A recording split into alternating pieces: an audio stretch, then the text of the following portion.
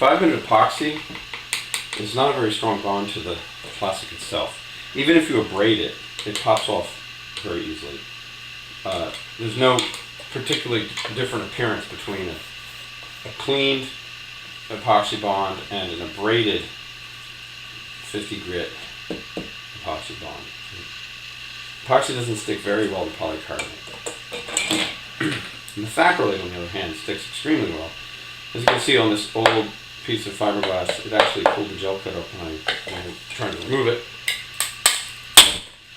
That's on there. This is another Thakrolate piece. And this is an intermittently bonded Thakrolate piece. It's on there. Now, here's a standard 7008 cured in typical summer ambient conditions. It's not very strongly bonded because it's very thin and it's hard for it to cure effectively, but it's actually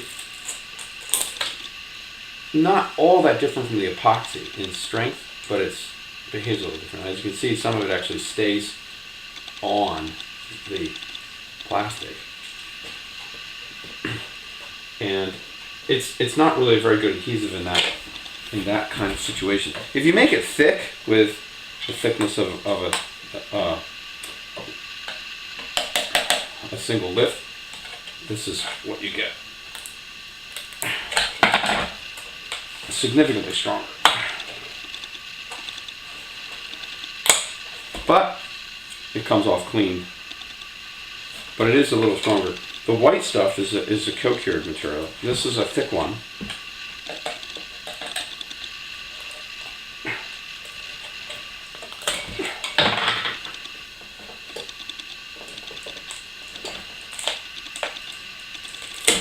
A little stronger. Adhesion's better too, as you can see. So instead of, and these were prepared identically, it's the same period of time. They were glued at the same time, just a couple days ago. So the white stuff fails, this was reacted with a catalyst.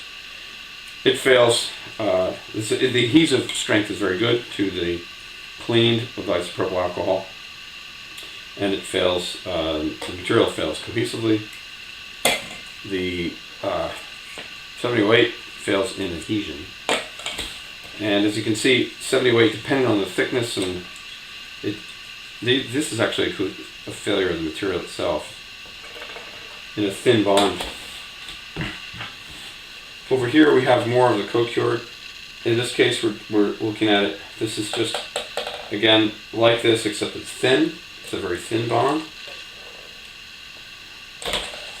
and it's an outstanding difference from using the 7008 in the amount of strength of this bond. And this was really easy to peel up with the fingers when I got to there. This one I have to pull hard. Again, we get a cohesive failure, but we get really good adhesion to the entire surface, again, without any abrasion, just isopropyl alcohol cleaning, acetone wipe of this surface, which I'll be the same with alcohol. Actually, I did do this one. I did that with acetone, did this with alcohol, I think. So that's a significant difference to what happens when you have the black. That was there. This one. This is, if you do a thin bond line of 7008, it's much weaker than the thin bond line with the catalyzed material. If you do a thick bond line, the difference in strength in terms of the load, not so much. Interestingly, I got no bond here, even though they were all prepared identically. It failed in the bond, the cohesive failure here. Now we're going to look at the one that was abraded. Considering that we had a really good cohesive failure of the material, I think it's probably going to be identical in its general behavior.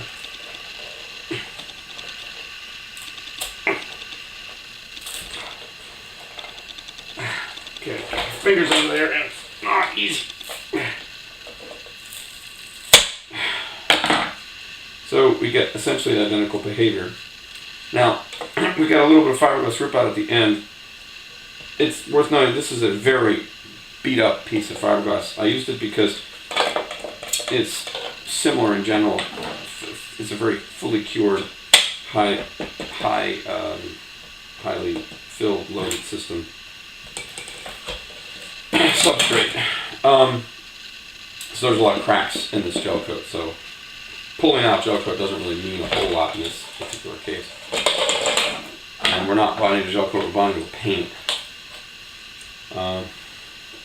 Again, all of these are better than the epoxy, although the 7008, in terms of the load it took to break it, the 7008 without using the catalyst and a thin bond line was only marginally stronger than the epoxy.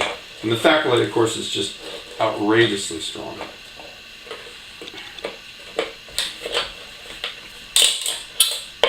Here we have an intermittently